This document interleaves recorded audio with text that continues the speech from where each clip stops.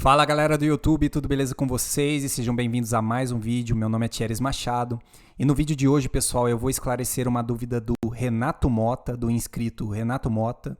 E é uma dúvida que não é apenas dele, mas de várias outras pessoas, então vou aproveitar a dúvida dele para fazer este vídeo de modo que outras pessoas consigam aproveitar esta dica, que é como adicionar imagens de referência na tela para modelar um veículo, enfim, para modelar qualquer objeto, desde que você tenha uma blueprint contendo todas as imagens, ok? Mas isto não precisa ser necessariamente uma blueprint. Ele queria saber como adicionar uma imagem, mas eu vou extrapolar a dica dele para explicar como que você faz para configurar as blueprints aqui na tela para modelar um veículo. Então, primeiro de tudo, o que você tem que ter em mente é que você tem que posicionar numa visão ortográfica antes de adicionar a imagem, porque se você não faz isso, a imagem vai ficar torta. Então, eu posiciono aqui numa visão ortográfica, aí eu digito Shift A, eu seleciono aqui, ó, imagem, referência, e aí eu vou buscar a minha imagem, né, onde eu salvei a imagem em questão. Então, no caso aqui, ó, eu tenho um PNG de um Fusca, clico duas vezes que este PNG vai aparecer na tela.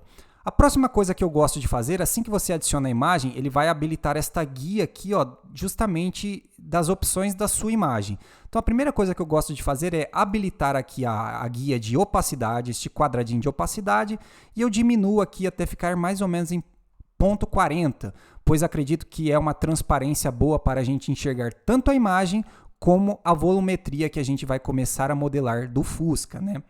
A volumetria futura do Fusca.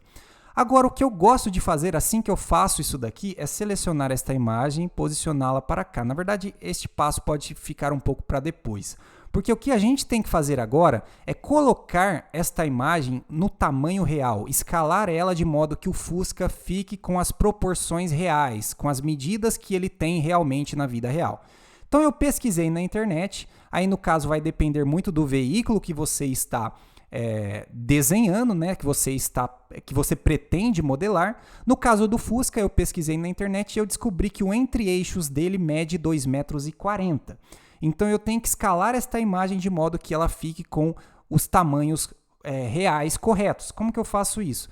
Eu vou criar aqui, ó, um plano, um quadrado, né? E aqui onde está 20 centímetros eu vou digitar 240, pois eu estou trabalhando em centímetros. 240 centímetros são 2,40 metros.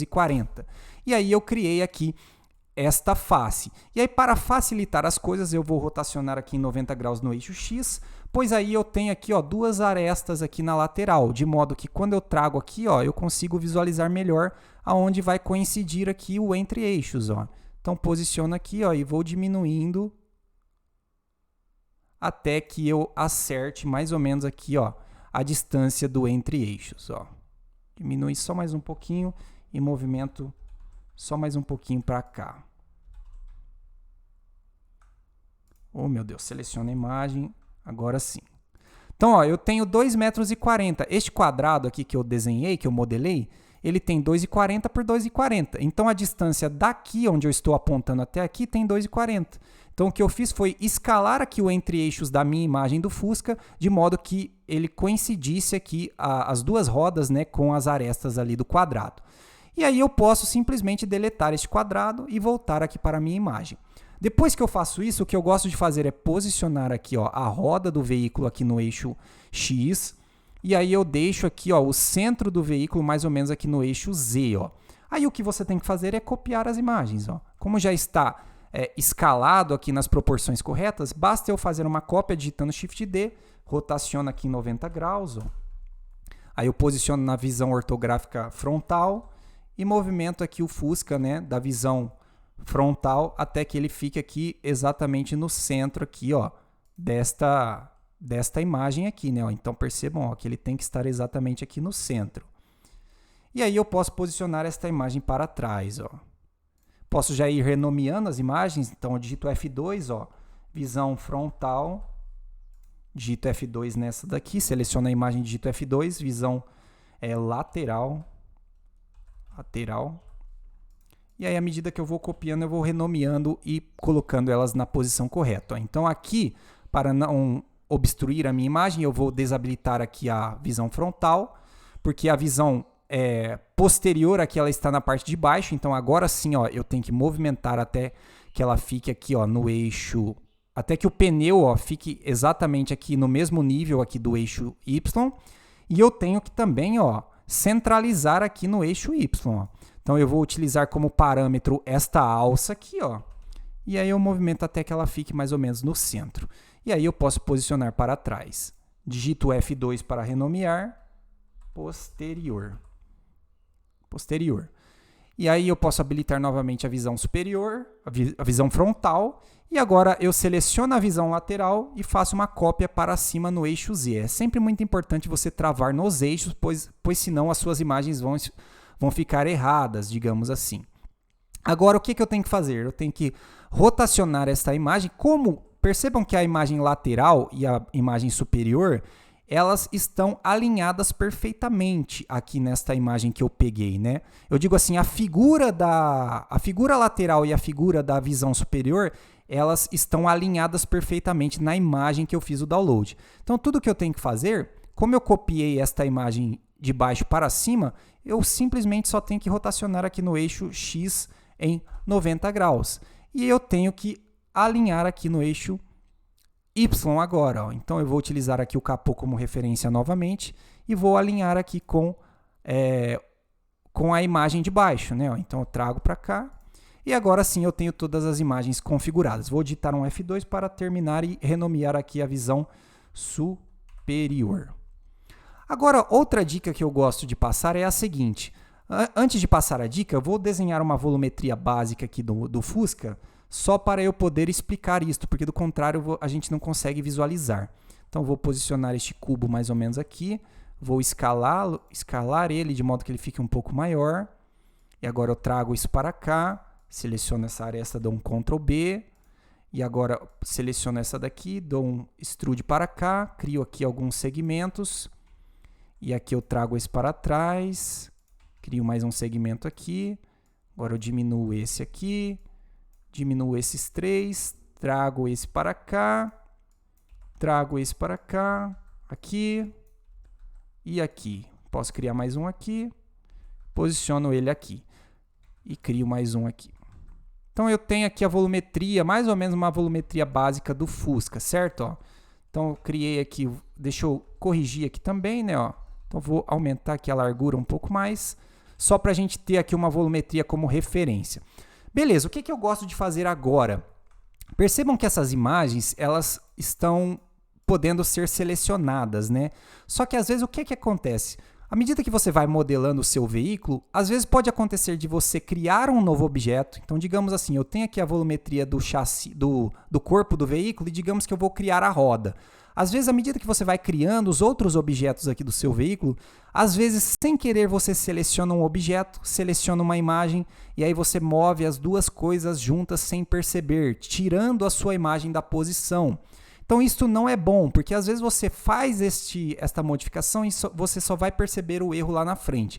Então, para evitar este tipo de transtorno, o que você pode fazer é selecionar cada uma das imagens, aí você vai vir aqui nesta guia aqui, ó, que tem um quadradinho laranjado, você vai descer aqui até chegar na aba de visibilidade, ó, e você vai selecionar a opção de Selectable.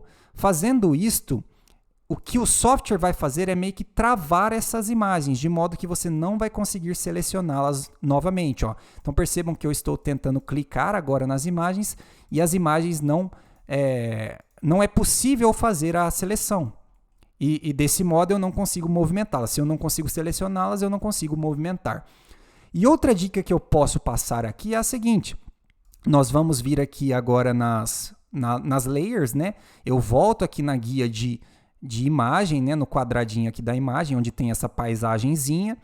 E aí eu vou selecionar cada uma das imagens aqui na guia das layers, né, na aba das layers, e eu vou desabilitar aqui a opção de perspectiva. Percebam que fazendo isto, as imagens elas vão sumir na minha viewport. Na verdade, não é que elas sumiram apenas na visão em perspectiva, de modo que quando eu visualizo aqui o veículo em perspectiva, as imagens não aparecem. Porém, se eu travo, ó, em uma visão ortográfica, a imagem volta a aparecer. Tem algumas pessoas que gostam deste detalhe, desta dica, outras não. Eu, sinceramente, eu não gosto muito, mas tem gente que gosta, então fica aí mais uma dica. Essa dica é muito boa, pois você deixa a sua viewport um pouco mais limpa, né? Ela não fica tão obstruída por todas aquelas imagens que você colocou de referência quando você está na visão em perspectiva. Elas só vão aparecer à medida que você estiver numa visão ortográfica. Então, por exemplo, estou adicionando aqui um detalhe na visão ortográfica, sei lá, crio aqui mais um segmento, eu tenho que adicionar aqui um detalhe, acompanhando aqui a visão lateral. Terminei de fazer o detalhe, quando eu giro aqui, ó, percebam que a imagem ela some, ela só volta a aparecer quando eu travo numa visão ortográfica. Agora, para finalizar, uma outra dica que eu gosto é digitar Alt Ctrl Q. Percebam que o que o software faz é criar várias viewports aqui, posicionando cada uma das viewports na visão correta, né, na visão ortográfica. Então eu tenho aqui a visão superior, aqui eu tenho a visão lateral e aqui eu tenho a visão frontal, de modo que quando eu venho aqui na visão em perspectiva, todas as alterações que eu faço aqui na visão em perspectiva, eu posso acompanhar essas alterações nas demais visões. Este tipo de viewport aqui é muito bom, pois você tem um parâmetro geral da alteração que você está fazendo na volumetria do seu veículo. Então, digamos assim, ó, vou escalar aqui o comprimento do carro ó, no eixo X. Percebam que eu consigo acompanhar esta modificação ali ó, na visão superior e na visão lateral. Se eu alterar aqui ó, a largura do carro, eu consigo agora visualizar a modificação na visão frontal e na visão superior. Então tem gente que gosta deste detalhe, tem gente que não gosta. Eu particularmente também não gosto, pois a viewport ela fica muito compactada, muito pequena, de modo que você não tem uma visão muito ampla, pois esses quadradinhos aqui, cada quadrante fica bem pequeno. É bom que você tenha uma visão geral, mas ao mesmo tempo prejudica aqui a visão de perspectiva, ó, pois você fica com uma área limitada.